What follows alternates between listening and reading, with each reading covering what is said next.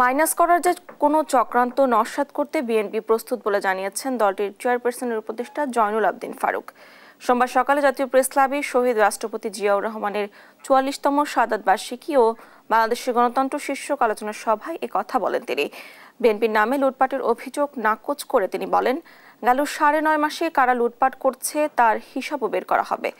এ সময় প্রধান উপদেষ্টার বারবার বিদেশ সফরের সমালোচনা করেন বিএনপির নেতা।